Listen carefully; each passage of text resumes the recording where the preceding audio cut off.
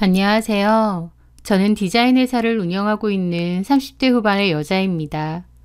대학에서 시각 디자인 전공 후 디자인 회사에 들어가 10년 정도 일을 했습니다. 팀장 직급까지 달고 일을 했었죠.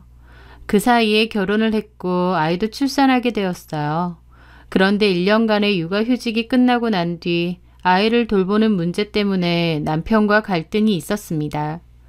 육아휴직 후 회사에 복귀를 해야 해서 아이는 어린이집에 맡겼는데 생각보다 아이가 자주 아팠고 그로 인해 어린이집을 못 가는 날이 많았습니다. 저희 친정 부모님도 자영업을 하셨기 때문에 저희 아이를 대신 돌봐주실 여건이 되지 않으셨고 시어머니도 허리가 좋지 않아 아이를 봐주긴 힘들다고 하셨습니다. 양가 부모님의 도움을 받을 수 없었기에 남편과 제가 알아서 해야 했는데요.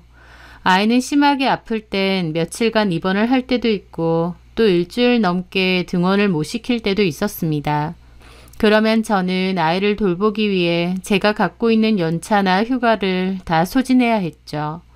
명색이 제가 팀장이라서 저희 팀의 업무 전체를 총괄하기도 해야 했는데 부득이하게 빠지는 일이 많았던 겁니다. 남편과 제가 똑같이 회사 다니고 일하는데 연차는 저만 쓰고 아이를 돌보는 것도 거의 제 일이 되었습니다. 저도 사람인지라 그런 것에 불만도 생기고 억울하기도 하더군요. 남편은 자기 회사는 분위기상 연차를 자유롭게 쓰기가 어렵다며 이해를 해달라고 했습니다. 하지만 저희 회사 안에서도 제가 자꾸 아이 핑계를 대며 연차를 쓰거나 빠지는 것을 안 좋게 보셨어요. 아무리 아이가 아파서 그렇다지만 팀장이란 사람이 자꾸 그렇게 빠지면 어떡하냐고요. 회사 안에서 눈총도 참 많이 받아야 했죠. 게다가 그렇게 하루씩 빠지면 제 일도 엄청 밀리는 겁니다. 저는 일거리를 집에까지 들고 와서 한 적도 많고 회사를 가도 밀린 일 때문에 밤늦게 야근하면서 기한을 맞추려고 아등바등 하게 되었습니다. 손이 많이 가는 어린아이를 키우면서 회사 생활을 한다는 게 결코 녹록지 않더군요. 저는 몸과 마음이 너무 지쳤고 남편하고도 자주 다투게 되었습니다. 게다가 가장 문제는 아이가 아프거나 어린이집을 못 가는 것이 아이 잘못이 아닌데도 아이한테 자꾸만 화풀이를 하게 된다는 것이었어요. 아이가 아프기라도 해서 제가 회사를 못 가고 일이 밀린다고 생각하면 화가 나고 속이 갑갑해져 왔던 거죠. 그렇게 저는 지칠 대로 지쳤고 잦은 야근과 밀린 업무, 스트레스로 인해 건강까지 몹시 악화가 되었습니다. 남편하고 다툼이 잦아서 사이도 너무 안 좋아졌고요. 결국 둘 중 한 사람이 일을 그만두고 아이를 전담해서 보기로 했어요. 하지만 남편은 회사를 그만둘 생각이 없었고 그래도 애는 엄마가 보는 게 맞으니 제가 그만두고 아이를 전적으로 돌봤으면 하더라고요. 저도 회사 생활에 욕심이 있어서 회사를 그만두고 싶지 않았기 때문에 남편하고 갈등이 좀 있게 된 것이었습니다. 하지만 결론적으로는 제가 회사를 그만두게 되었고 아이도 제가 전담해서 보게 되었어요. 맞벌이에서 외벌이가 되다 보니 생활비가 반으로 줄어든 것이어서 경제적인 불편은 컸습니다. 하지만 아이 육아하는 것도 중요한 일이었기에 어쩔 수 없는 선택이라고 생각했죠. 그렇게 저는 아이가 유치원에 들어가기 전까진 전업주부가 되어 살림과 육아를 전담했었습니다. 남편은 원래는 집안일이나 육아를 같이 했었어요. 그런데 제가 전업주부를 하고부턴 집안일이나 육아는 자기 일이 아니라며 바로 손을 떼더군요. 네 일, 내 일 나누면서요. 그게 참 섭섭하기도 했지만 어쨌든 남편은 회사 생활하며 돈 벌고 저는 집안일을 맡기로 역할을 나누었으니 암말 않고 제 역할에 충실했습니다. 어쨌든 제가 집에 있게 되면서 남편과는 다투는 일도 크게 줄어들었어요. 또 아이도 저랑 보내는 시간이 많다 보니 훨씬 안정이 되었고 저도 안심이 됐죠. 그런데 그맘때 저에겐 작은 스트레스거리가 하나 있었습니다. 바로 같은 아파트에 사는 신우가 뻔질나게 저희 집에 놀러 온다는 것이었어요. 신우는 그때 당시 6살이던 조카를 키우고 있었고 가정주부였습니다. 같은 아파트인데다 제가 집에 있고부턴 저희 집에 자주 놀러 왔었죠. 사실 저는 신우랑 성격이 잘 맞는 편도 아니고 신우의 성격이 부담스럽고 피곤하기도 했습니다. 신우는 몹시 수다스럽고 자기 말만 많이 하는 성격인데요. 궁금하지도 않은 본인 시댁 얘기, 친구들 얘기, 조카의 유치원 생활에 대한 얘기들을 주구장창 늘어놓습니다. 재밌지도 않고 궁금하지도 않은데 얼마나 장황하고 길게 얘기하는지. 게다가 자기 주변 애엄마들이나 지인들에 대한 뒷담도 정말 많이 했어요. 저는 얼굴도 모르는 사람들의 뒷담을 내내 들어줘야 했습니다.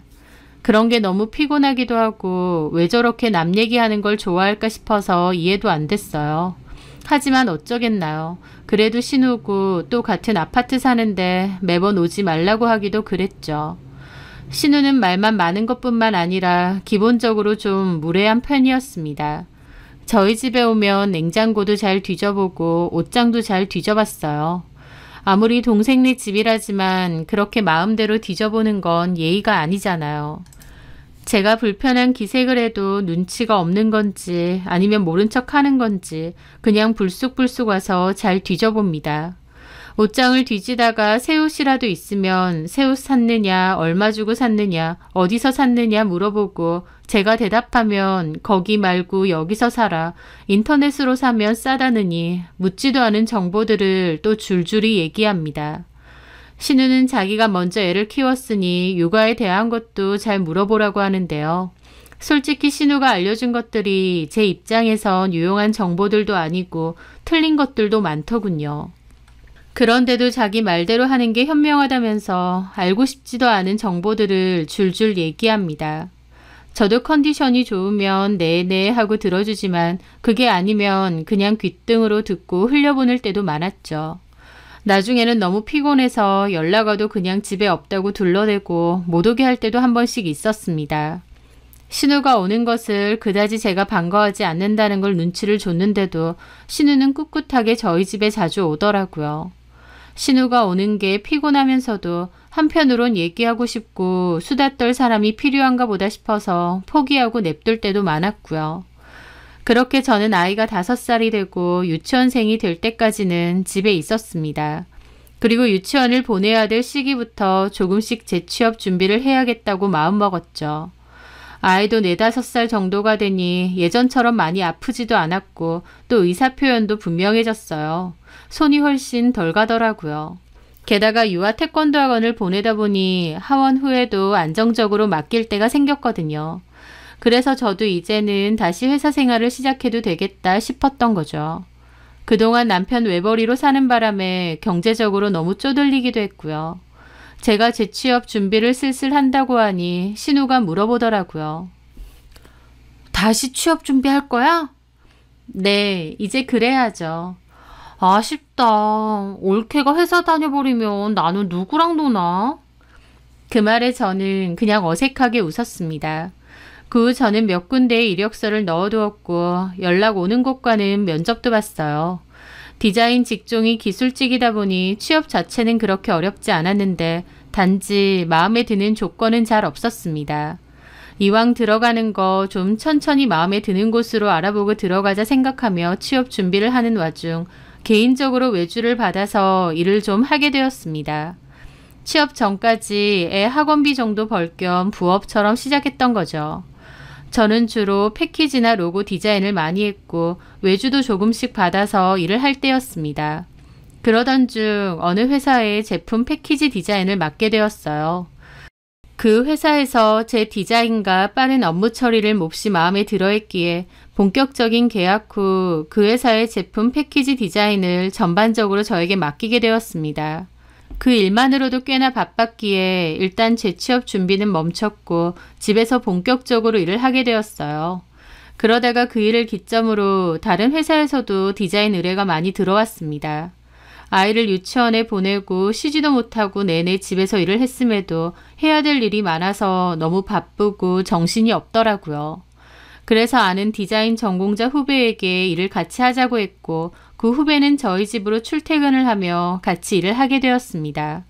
그렇게 포트폴리오가 점차 늘어나면서 그걸 바탕으로 새로운 주문이나 의뢰가 많이 들어오게 되었고 나중에는 작은 사무실까지 구해서 일을 하게 되었던 겁니다. 처음부터 본격적으로 디자인 사무실을 차리려던 게 아니라 잠깐 취업 전에 부업식으로 하려던 일이었는데 결국은 일거리가 늘어나고 늘어나다가 제 디자인 사무실도 차리고 직원도 한둘씩 점차 늘어나게 된 거였습니다. 때로는 뭔가 각 잡고 시작하지 않아도 이런 식으로 일이 풀리기도 하더라고요. 그렇게 시간이 흘렀고 어느새 저는 직원 5명이 있는 디자인 사무실의 대표가 되었습니다. 계약 후 꾸준하게 거래를 하는 업체들이 많았기에 매출도 괜찮은 편이었고 직원이 늘어나면서 사무실도 좀 더 넓은 곳으로 옮기게 되었죠. 제 사업체가 꾸준하게 잘 되어가면서 금전적으로도 크게 여유가 생겼습니다. 남편 혼자 외벌이를 하고 그 월급을 받았을 때와 비교하면 몰라보게 사정이 좋아진 거죠. 남편이 외벌이를 하고 제가 집에 있을 땐 참 많이 빠듯했습니다. 남편 월급으로는 세 식구 생활비가 충당이 안 될 정도여서 제가 따로 모아두었던 돈도 야금야금 많이 꺼냈었어요. 그것도 1, 2년 지나니 더 이상 꺼냈을 돈도 없더라고요.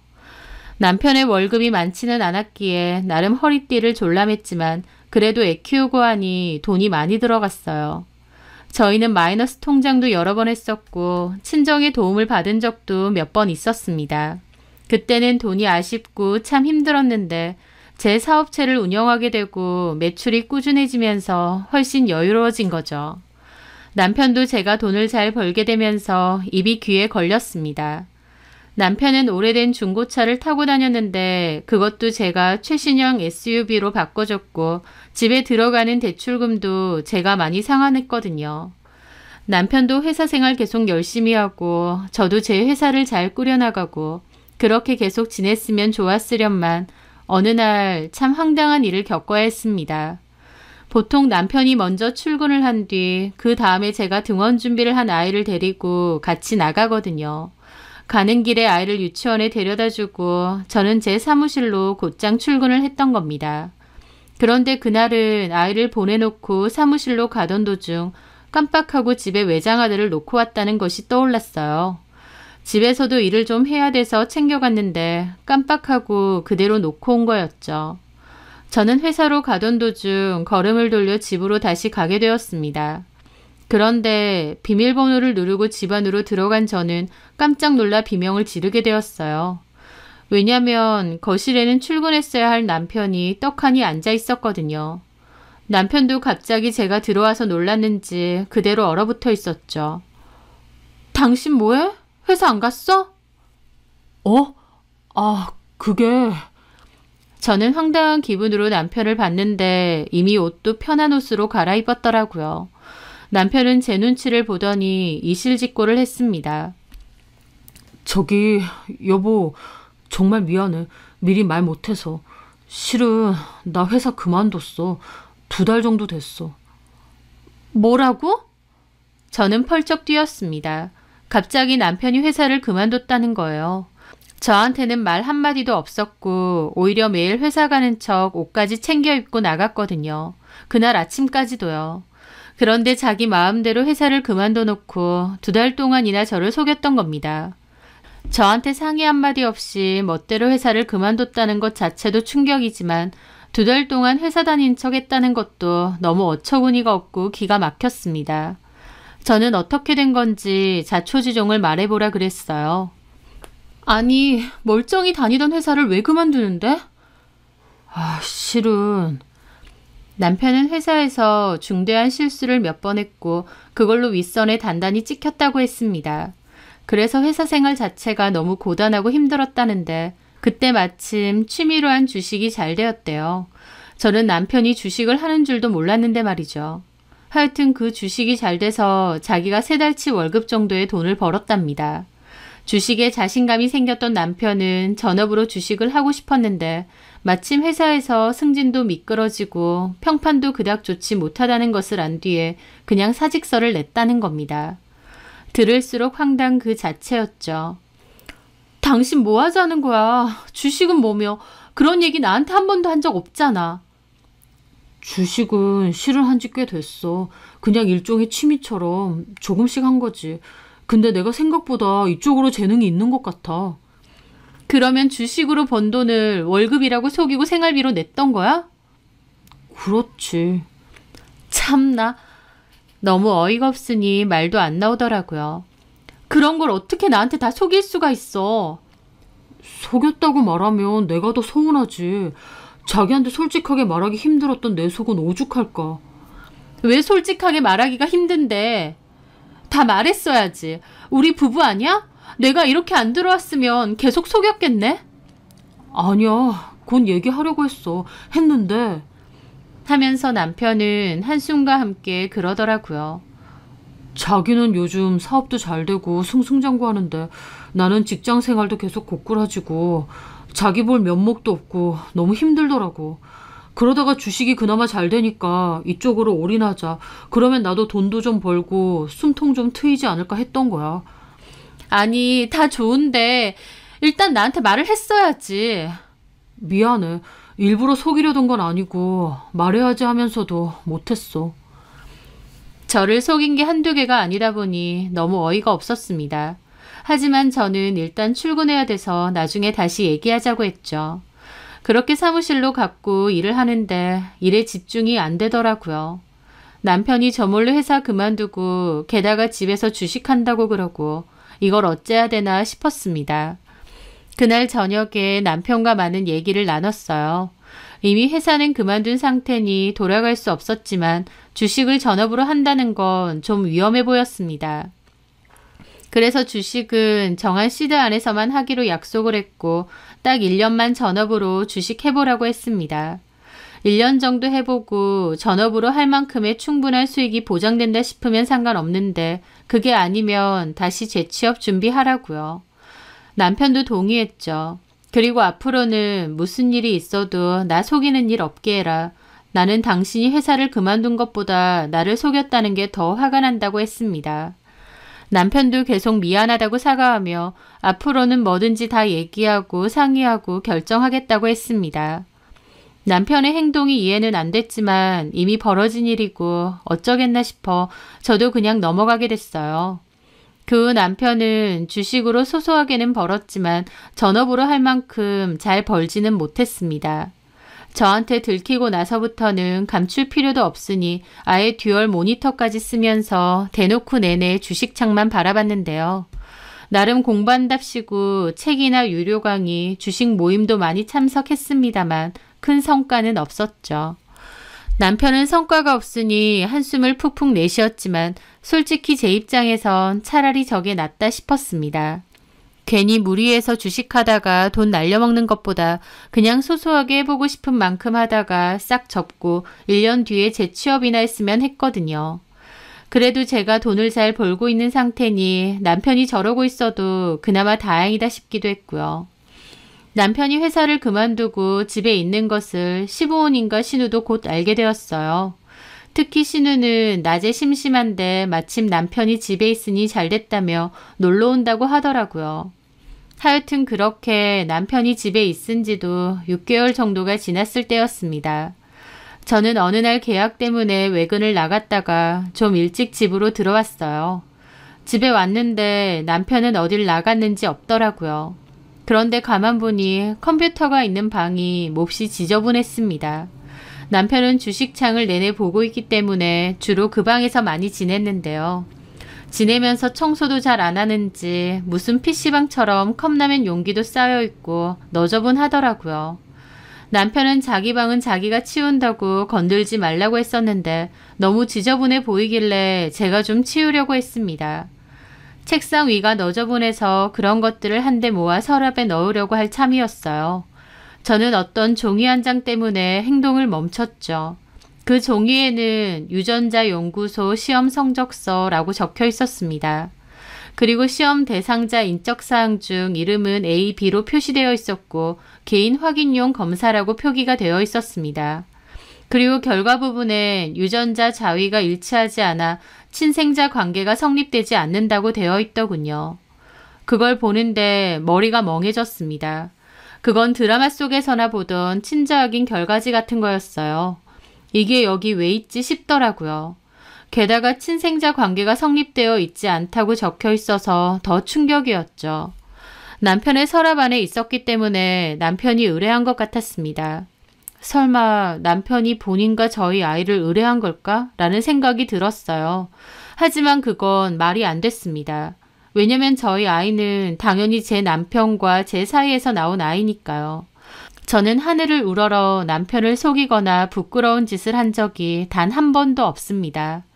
만약 이 결과지가 친자 관계가 성립됨이라고 나왔다면 남편이 나를 의심해서 몰래 이런 검사를 했구나 라고 생각했을 거예요. 하지만 이 결과지는 친자가 아니라고 분명 나와 있었습니다. 그 말인 즉슨 그 순간 머리가 띵하더라고요. 남편이 자신의 친자일지도 모르는 누군가와 친자 확인을 했다는 뜻이었으니까요. 한마디로 저 몰래 외도를 했었고 그 결과로 아이가 생겼고 그 아이와 친자 검사를 한 게 아닌가 싶었습니다. 그걸 깨닫는 순간 속에서는 용암 같은 분노가 끓어올랐어요. 이 인간이 하다하다 이제 딴짓까지. 게다가 이런 친자 검사까지 할 정도로 작정하고 딴짓을 했나? 라는 생각이 들었죠. 저는 그 결과지를 챙겨들고 집에 있는 프린터로 일단 복사를 했습니다. 남편에게 바로 따져 물을 건데 행여나 남편이 결과지를 찍거나 없앨지도 모른다는 생각 때문이었죠. 저는 원본은 화장대 서랍 안에 넣어두고 사본 결과지만 챙겨들고 있었습니다. 남편이 집에 돌아오길 기다리는데 너무 화가 나서 가만히 자리에 못 있겠더라고요. 정말 남편이 외도를 저지른 거라면 뒤도 보지 않고 이혼할 거다. 이를 바득바득 갈았죠. 저 몰래 회사 그만두고 저 몰래 주식한 것도 너무 괘씸했지만 그래도 100번 양보해서 그런 건 다 이해하고 넘어가 주었습니다. 하지만 이건 이해해주고 말고 할 게 아니었으니까요. 그렇게 기다리는데 마침 남편이 들어왔어요. 자기야 일찍 왔네? 저는 싸늘하게 남편을 쳐다보며 이리 와보라고 했습니다. 두어 시간 뒤에 아이가 태권도 학원을 마치고 올 예정이었기에 마음이 다급해지더라고요. 저는 남편 앞에 그 결과지 사본을 내려놨습니다. 남편은 보고 그게 뭔지 단박에 알아차리고 아차 싶은 표정이더군요. 이게 뭐야? 어디 설명해봐. 이게 뭐냐면 누구야? 누구랑 친자 검사했어? 지금부터 똑바로 얘기해. 나 그냥 넘어갈 생각 없으니까. 얘기하기 싫으면 지금 바로 법원 가서 이혼 서류 받아오고. 이혼이라는 말에 남편 눈이 휘둥그레졌습니다. 이혼이라니 여보. 그러니까 빨리 말하라고. 누구야? 어떤 년이랑 사고 쳤어? 그 여자가 애 낳았는데 당신 애라고 하디? 그래서 이런 것까지 해봤어? 저기 내게 아니고 내 친구 중에 홍진이라고 알지? 그 자식 거야. 그 자식이 와이프 몰래 사고치고 이런 걸 했더라고. 남편은 당황했는지 말도 안 되는 헛소리를 변명이라고 하더라고요. 그래, 그럼 홍진 씨한테 전화해. 스피커폰으로. 홍진이 전화 잘 안 받아. 제발 말이 되는 소리를 해. 홍진 씨가 사고치고 이런 검사까지 했는데 그 결과지를 당신이 왜 들고 있어? 그거야. 자기 집에 있으면 안 되니까. 자꾸 헛소리 할래? 내가 바보로 보여? 긴 말 필요 없다. 그냥 일어나. 바로 법원 가게. 여보. 이런 순간까지 말도 안 되는 거짓말하면서 나를 속이려 들어? 내가 지금 뻔히 이걸 보고 있는데? 너는 진짜 답도 없다. 그냥 일어나. 그 순간 남편은 무릎 꿇고 빌었습니다. 미안해. 다 얘기할게. 거짓말 하나도 없이 다 얘기할게. 한 번만 봐줘. 저는 쌍욕이라도 하고 싶은 걸 참으며 어디 말해보라고 했습니다. 실은 작년에 회사에서 회식하고 나이트를 갔거든. 몇 명이랑. 그래서 합석을 하게 됐는데. 근데? 나도 했는데 내가 술을 너무 많이 먹었던 거야. 제정신이 아니었지. 그래서 나는 진짜 기억이 안 나는데 어떤 여자랑 내가 그랬나 봐. 어이가 없어서 웃음이 나더라고요. 그래서? 계속 얘기해. 새벽에 정신 깨고 보니까 내가 모텔에 누워있고 그 여자가 내 옆에 있는데 나도 소름이 쫙 돋더라니까. 이 꽃뱀 같은 여자한테 당한 것 같기도 하고. 하여튼 시겁해서 도망쳤지. 그런데 그 뒤에 그 여자가 임신을 했다고 전화가 온 거야. 그 사이에 연락처도 주고 받았나 보네? 아니, 나는 술김이라 기억이 안 나는데 내가 명함을 줬었대. 내가 진짜 미친놈이었지. 하여튼 그 여자가 임신을 했다고. 그래서 말도 안 되는 헛소리 하지 마라. 나는 기억도 안 난다. 너 꽃뱀이냐 욕을 한 바가지 하고 그냥 전화를 끊었어. 그리고 그 뒤론 전화가 안 오길래 아 역시 돈 뜯어내려고 사기치려고 했구나. 내가 단호하게 나왔으니 망정이지 했단 말이지. 그런데 2달 전에 그 여자가 갑자기 다시 연락이 온 거야. 애 사진을 보내면서 내 애래. 자기가 그냥 나왔대. 그러면서 돈을 요구하는 거지. 말 같지도 않은 소리 하지 마라. 그 애가 내 애라는 보장이 어디 있느냐 했더니 회사에도 알리고 당신한테도 알릴 거래. 협박을 하더라고. 완전 미친년이었던 거지. 그래서 한 번은 어쩔 수 없이 만났어. 애도 데리고 나오라고 그랬지.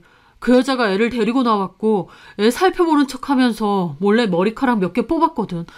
그리고 검사를 의뢰했더니 아니나 다를까 내 애가 아닌 걸로 나온 거야. 그 여자가 작정하고 나한테 돈 뜯으려고 했던 거지. 나도 당한 거라니까. 봐봐, 친자가 아니라잖아. 내 애가 아닌 거야. 친자가 아니지 않냐며 급 당당해지더라고요. 그래서 제가 그랬죠. 어쨌든 나 속이고 나이트 가고 거기서 여자들이랑 부킹하고 모텔까지 갔다는 뜻이네? 당연히 그 여자랑 잠도 잤을 거고 결과적으로 애는 네 애가 아닌데 외도는 했다 그 말이잖아. 아니지. 나도 당한 거지. 그 여자가 완전 작정한 꽃뱀 같아. 나 뜯어먹으려고. 당신이 뭐가 있다고 당신을 뜯어먹어. 중소기업 대리밖에 안 되는 당신을 뭐 대단하게 뜯어먹을 게 있다고. 아, 그렇게 말하면 내가 좀 그렇지. 그 애가 친자건 아니건 그게 중요한 게 아니야. 진짜 중요한 건 당신이 나를 배신하고 딴 년이랑 놀아놨다는 거지. 그게 지속적인 바람이든 원나잇이든 어쨌든 너는 나를 배신했다는 거야. 어쨌든 너는 나를 배신했다는 거야. 이 검사 결과지가 그걸 말해주고. 여보, 난 억울해. 뭐가 억울해? 아니 그 여자가 작정하고 네가 네 발로 나이트 가고 여자들이랑 부킹해서 술 먹고 네 발로 그 여자랑 모텔 갔는데 도대체 뭐가 억울하다는 거야? 그 여자가 칼로 위협하면서 따라오라고 했다는 거야? 아, 그건 아닌데. 됐어. 당신이 나를 속인 게 한두 개가 아니라는 건 잘 알겠어. 여보, 솔직하게 다 말했잖아. 한 번만 봐줘. 솔직하게 말한다고 외도한 게 없던 일이 되니? 여보, 내가 잘못했어. 내가 진짜 미친놈이었어. 회사 사람들이 가자고 하니까 분위기상 거절할 수 없어서 따라갔어. 가서 부킹하는데 혼자 점잔 떨면서 뺄 수가 없었어. 분위기에 나도 모르게 이끌렸던 거야. 아, 그래서 분위기에 이끌려서 처음 보는 여자랑 잠도 자고? 아니, 그건 다 필요 없어. 더러워 죽겠다 정말. 나는 너랑 못 살아. 효진아. 시은이 올 시간 됐으니 티내지 마. 저는 그렇게 말하고 방으로 들어갔습니다.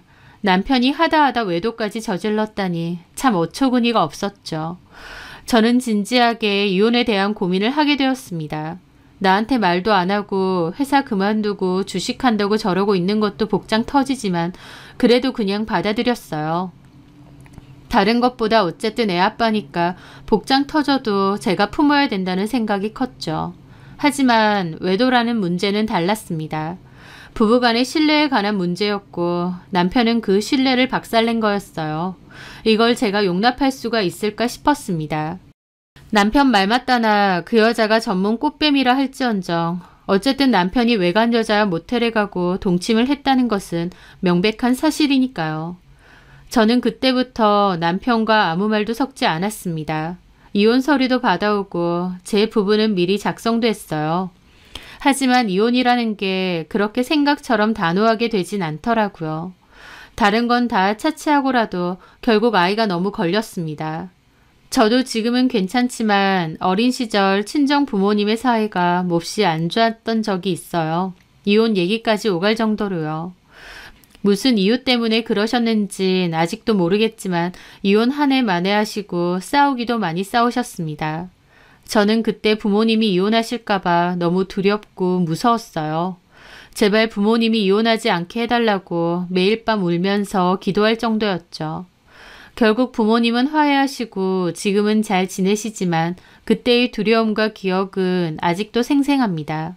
그만큼 자식에게는 부모의 이혼이 크잖아요.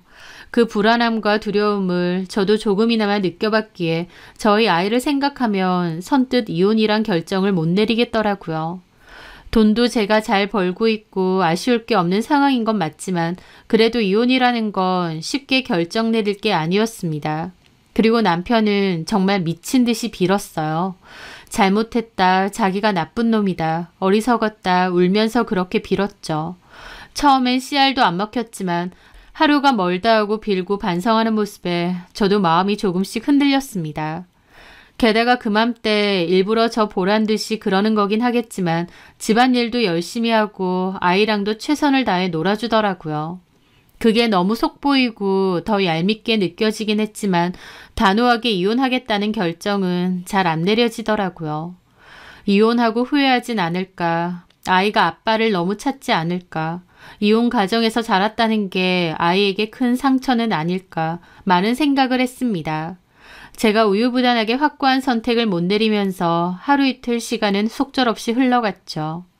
이혼을 할 것도 아니고 안 할 것도 아닌 그 어정쩡한 상태가요. 그런데 그런 제 선택을 명확하게 해주는 한 사건이 생겼습니다. 흐리멍텅하게 그냥 넘어갈까, 한 번만 봐줄까 이러고 있다가 그 사건으로 인해서 정신이 제대로 들었다고나 할까요?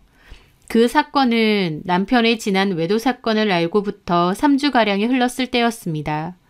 낮에 클라이언트를 만나려고 영업 담당 사원이랑 외근을 나갔다가 들어오던 때였어요. 회사에서 갑자기 전화가 왔더라고요. 대표님, 언제 들어오세요? 우리 지금 들어가는 중이에요. 강 대리님, 무슨 일 있어요?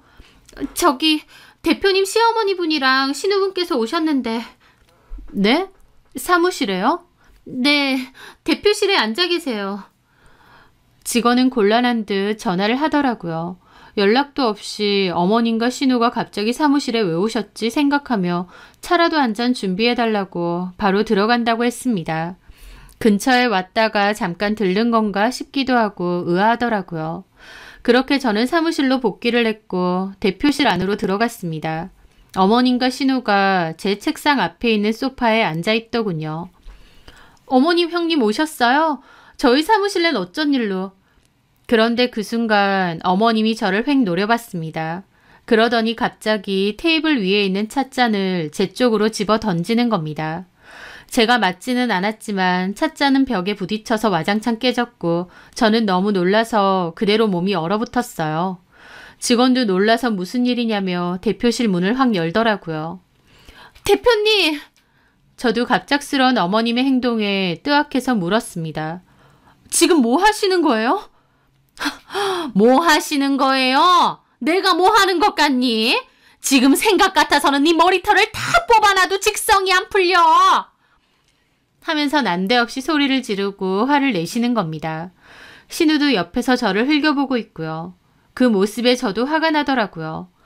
뭐 때문에 이러시는지 말을 하셔야 할 거 아니에요. 큰 소리가 오가자 직원들까지 웅성거리며 대표실 근처에 왔습니다. 부끄러운 짓 한 주제에 어디서 뻔뻔하게. 그러게 말이야. 낯짝도 두꺼워. 제가 무슨 부끄러운 짓을 했는데요. 갑자기 사무실 쳐들어와서 이게 무슨 행패예요. 그 순간 시어머니가 가방에서 종이 한 장을 꺼내더니 제 쪽으로 확 걸어오는 겁니다. 그러더니 제 얼굴 쪽으로 종이를 집어 던졌어요.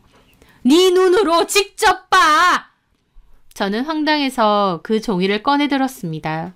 그런데 그 종이는 친자 검사 결과지 원본이었어요. 그때 제가 복사해두고 따로 화장대 서랍에 보관해둔 원본이요. 이걸 어머님이 왜 들고 있나 황당 그 자체더라고요. 게다가 기막힌 얼굴로 그걸 보고 있으니 어머님은 코웃음을 쳤습니다. 저 표정 봐라. 왜? 이제야 상황 판단이 되니? 네? 거기 친자 검사 결과 친자가 아님되어 있더라. 이게 누구 거야? 누구 거길래 화장대 서랍에 꽁꽁 숨겨놔? 어머님은 이걸 어떻게 하셨는데요? 내가 발견했어. 옳게 무섭다. 그 말에 저는 속이 부글부글 하더라고요. 형님, 또 제 서랍 뒤지셨어요? 뭐? 뭐 들고 갈 거 있나 훔쳐갈 거 있나 제 서랍 또 뒤지셨냐고요? 저도 너무 열받더라고요. 이제 하다하다 제 화장대 서랍까지 뒤지나 싶었습니다. 저 말하는 싸가지 봐. 뭘 잘했다고? 내 동생 진우 집에서 밥이나 잘 챙겨 먹나 싶어서 갔던 거고 진우가 낮잠 자고 있길래 간 김에 집 살짝 둘러봤던 거야. 근데 화장대에 이런 게 있네? 내가 이거 보고 깜짝 놀라서 바로 엄마 찾아간 거고. 올케 이거 진우한테도 속였지? 내가 그나마 진우한테 바로 안 터뜨리고 엄마한테 온 건 줄이나 알아. 올케 진짜 무섭다. 이런 걸 왜 숨겨놨어? 도대체 누구랑 누구 건데? 어디 올케 입으로 말해봐. 이거 진우랑 시은이 거지? 시은이는 제 딸의 이름입니다. 그 말에 저도 너무 열이 뻗치더라고요. 지금 사람을 뭘로 봐요? 그럼 이게 왜 있는데? 누구 거냐고? 그래, 네가 말해봐라. 이게 누구 거고 네 화장대 서랍에 왜 숨겨져 있는데? 시은이, 우리 진우애 아니지? 네가 어디 딴 놈 자식 낳은 거 아니야? 그래서 이제 와서 의심스러워서 진우 몰래 이런 거 해본 거 아니냐고. 말 같지도 않은 소리 하지도 마세요. 뭐가 어째? 이 뻔뻔한 년이? 시모와 신우가 색 난리를 치니까 대표실 밖에 있던 직원들도 난리가 났죠. 당신 아들이 외도하고 저지른 짓인 줄도 모르고 저한테 덮어 씌우면서 색 난리를 피는데 그 순간 정신이 확 들었습니다. 아, 그래. 이거 이렇게 큰일인 거구나. 내가 그냥 어영부영 넘어갈 만한 일 아니구나. 제대로 정신이 차려졌습니다. 이거 진짜 진우랑 시은이 거면 우리도 가만 안 있어. 이거 소문 다 낼 거고 너 개망신 줄 거야. 너 돈 좀 번다고 우리 아들 무시했지? 어디서 외간 남자애 낳아놓고는. 적당히 하세요. 시은이 어머님 손녀예요. 그런 소리 하시는 거 후회 안 하실 수 있으세요? 그러면 네가 속 시원하게 해명해 보라고. 잘못은 어머님 아들이 했는데 제가 왜 해명을 하는데요? 저도 열받아서 사자우처럼 소리 질렀습니다. 제 말에 어머님과 신우 벙쪄 있더군요. 뭐라고? 저는 그 즉시 씩씩거리며 남편에게 전화 걸었습니다. 남편은 그때까지도 처 자고 있는지 잠이 덜 깬 목소리로 받더라고요. 너 아직도 자고 있니? 아니야. 참나. 야, 송진우, 너 지금 사무실로 나와. 너네 엄마랑 너네 누나가 내 사무실에서 깽판을 치고 있다. 뭐라고? 엄마랑 누나가 왜? 니네 누나가 내 화장대 뒤져서 친자 확인 결과지를 찾았네. 그걸 어머님한테 그대로 들고 가서 일러 바쳤고? 니네 엄마랑 누나가 이거 너랑 시은이 결과지냐고 밖에서 딴 놈에 나와온 거냐고 나한테 생 난리를 치고 있다. 진짜 코미디 아니니? 아, 진짜 미치겠네. 여보, 진짜 미안해. 내가 지금 당장 갈게. 남편은 미치고 팔짝 뛰겠다며 전화를 끊었습니다. 어머님은 신우와 마주보더라고요. 그럼 이거 시은이랑 진우 거 아니야? 어머님 아들 건 맞아요. 근데 시은이랑 한 건 아니에요. 뭐? 모르시겠어요? 어머님 아들이 외간 여자랑 외도를 저질렀고요. 그 여자가 무려 애를 낳았답니다. 그걸로 송진우 협박했대요. 송진우는 그 여자랑 잔 건 맞으니까 진짜 지혜면 어떡하나 시겁했대요. 그래서 몰래 그의 머리카락이랑 지꺼 검사한 거고요. 이제 아시겠어요? 어머님하고 형님이 지금 무슨 말도 안 되는 헛소리를 짓거렸는지 아시겠냐고요. 시은이가 밖에서 나온 자식이냐고요? 진짜 쌍욕 나오려고 하네요. 어머님 아들이야말로 처음 보는 여자랑 뒹굴고 애 낳을 뻔한 거라고요. 제가 화가 머리 끝까지 나서 소리 질렀고 시모와 신우도 입이 뜨악했죠. 밖에 직원들도 웅성거리고요. 직원들 보기 부끄럽긴 하지만 어쩌겠나요. 시모와 신우가 저희 사무실 쳐들어와서 저한테 따진 것부터 어쩔 수 없는 일인데요. 저는 시모와 신우에게 나가라고 했습니다. 그리고 저는 남편하고 이혼할 거라고 했죠. 그때부터 시모와 신우는 태도가 돌변해서 쩔쩔매기 시작했습니다. 애미야, 이혼이라니. 어쨌든 친자 아님으로 나왔잖아. 송진우 엄마 아니랄까봐 어떻게 똑같이 얘기하세요? 친자 아님을 나왔다고 송진우가 외도를 안 한 게 아니잖아요. 남자가 바깥 생활하다가 실수 좀 한 거 가지고. 실수요? 어머님 저한테 아까 컵 던지셨어요. 까먹으셨어요? 결혼한 유부녀가 밖에서 딴짓 한 거 아니냐고 컵을 집어던질 땐 언제고 아들이 그랬다고 하니까 실수예요? 그거 참 편리하네요. 하도 어머님 아들이 잘못했다고 빌길래 저희 시은이 생각해서 한 번만 넘어가야 되나 고민했거든요. 근데 어머님하고 형님 하시는 거 보니까 정신이 확 들어요. 아, 이거 그냥 넘어갈 일 아니구나 깨달았다고요. 저 바로 이혼할 겁니다.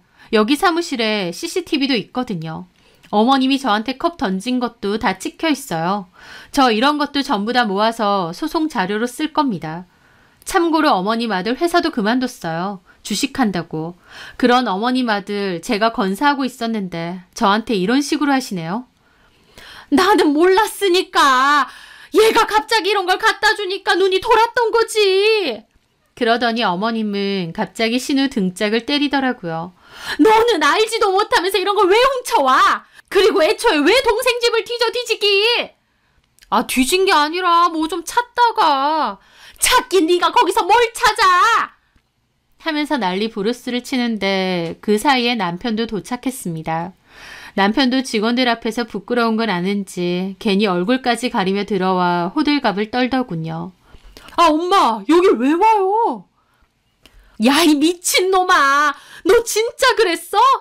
아, 정말. 일단 나가요. 저는 나가려는 남편을 불러 세웠습니다. 이혼 서류 전에 작성해둔 거 줄 테니까 네 것도 작성해. 아, 여보. 그 유전자 검사 결과지 내가 한 건 줄 알고 어머님이 나한테 컵을 집어 던지시더라. 이게 그 정도 일이야. 내가 어물쩍 넘어갈 뻔했는데 정신이 확 들어. 너랑 나랑은 이혼이야. 내가 너랑 더 같이 살아야 될 이유가 없어. 아, 여보, 이러지 말자. 그래, 얘. 일단 대화로 좀 풀자. 우리가 오해한 거고. 어머님하고 형님은 저한테 오해한 거 맞는데요. 남편이 저지른 짓은 오해가 아니잖아요. 이혼할 겁니다. 그리고 당장 내 사무실에서 나가세요. 아, 여보. 당장 너네 엄마랑 네 누나 데리고 나가라고. 제가 소리를 빽 지르자 결국 남편이 어머님과 신우를 데리고 나갔습니다. 저는 직원들 보기도 너무 창피하고 착잡한 기분으로 대표실 문을 닫고 멍하게 있었죠. 결국 이혼이구나. 원래 그랬어야 되는데 내가 단호하게 하지 못했구나. 그런 생각을 했던 것 같습니다. 그 후 저는 본격적으로 이혼 준비를 했어요. 남편은 협의 이혼에 동의하지 않았지만 외도는 명백한 이혼 사유였기 때문에 저는 빠르게 이혼 소송과 위자료 소송도 준비했습니다. 저는 남편의 외도와 일방적인 퇴사 등을 이혼 사유로 냈어요. 그렇게 지리한 소송 끝에 결국 저의 승소로 끝이 나게 되었습니다. 기여도를 따져 재산 분할을 했기 때문에 남편 몫의 돈을 떼주고 그 집은 제가 살기로 했어요. 아이를 키우면서요. 남편은 시댁으로 들어갔고 따로 취업하지는 않고 계속 주식을 한다고 했는데 그게 신통치 않았는지 재산 분할로 돌려받은 돈만 실컷 까먹는다고 하더라고요. 돈 잘 버는 점 있고 퇴사까지 강행했나 본데 저랑 바로 이혼했으니 낙동강 오리알 신세 된 거죠 뭐. 저는 이혼하고 나서도 일 열심히 하면서 제 사무실을 잘 꾸려나가고 있습니다. 이제 와서 돌이켜보면 이혼을 망설일 때 아이 때문이라고 했던 건 핑계인 것 같습니다. 저는 사실 아이와 별개로 이혼이라는 것 자체가 두려웠던 것 같아요. 제가 경제력이 있고 없고를 떠나 이혼이라는 걸 한다는 게 너무 큰일처럼 느껴지고 두렵기도 했던 것 같습니다. 하지만 막상 이혼을 하고 보니 별거 아니라는 생각도 들어요. 내 경제력이 있으니 그걸로 아이 잘 키울 수 있고 더불어 남편이나 시댁 식구들 때문에 받을 스트레스도 없으니 좋더라고요. 저를 밥 먹듯이 속였던 남편 놈을 뭐가 아쉬워서 계속 데리고 있었는지 모르겠네요. 이제 다 끝났으니 저희 아이 잘 키우면서 다시 잘 살아봐야겠습니다. 제 사연 들어주셔서 감사합니다.